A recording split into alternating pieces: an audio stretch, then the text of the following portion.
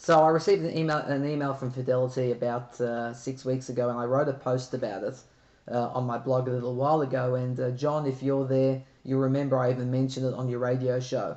And it's such an important concept. It really separates what I'm trying to say against what other people say, that I really thought we should go through it.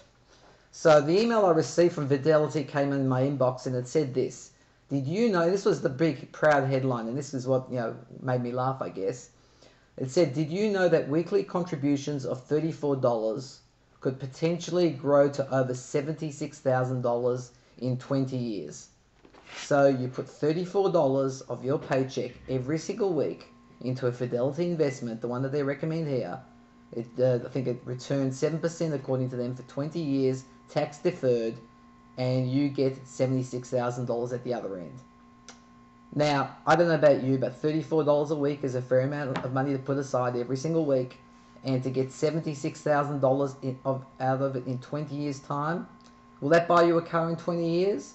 I don't think so. A car that's $30,000 today, in 20 years' time, will probably be about $60,000 or $70,000. And why is that?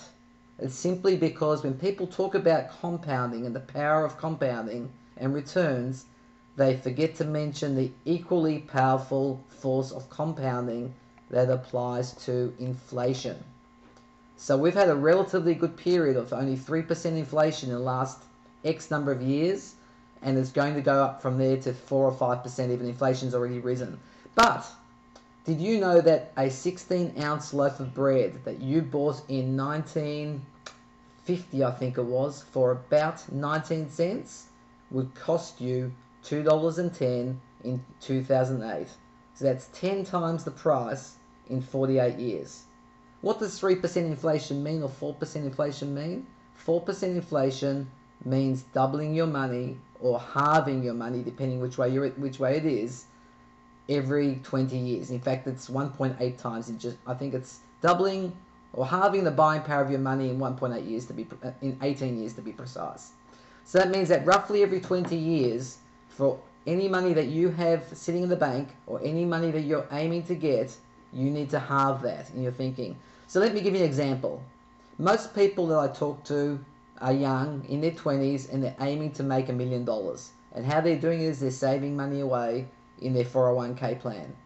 So their 401k is returning some money in the mutual funds, and they believe by saving a reasonable amount of money that in 20 years' time, or 30 years' time, or 40 years' time when they retire, if they're at the age of 25, they'll probably retire in 30 or 40 years' time when they're 60 or 65, and they're aiming to make $1 million. Now, let's just get this right.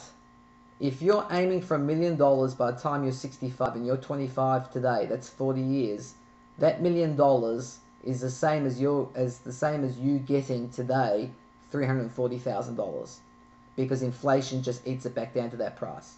Okay. In fact, it's less, $315,000 savings. So think about it. If your grandfather started his savings scheme the same way when he was 25 and he retired today at 65, he would be retiring on $315,000. Now, $315,000 may sound like a lot of money, but allowing for future inflation and safe withdrawal, he can probably save and spend, every year safely around about $15,000. So think about it. You may be saving enough to make $1 million in 40 years' time, but that will only give you the buying power in your retirement of $15,000 a year today. The same buying power. If that's what you want, you shouldn't be watching this show. You shouldn't be reading my blog, and you certainly shouldn't be entering my 7 Millionaires in Training program. So what we're about on this show is trying to change our paradigm. We need to find a way to retire on more than $1 million in 40 years.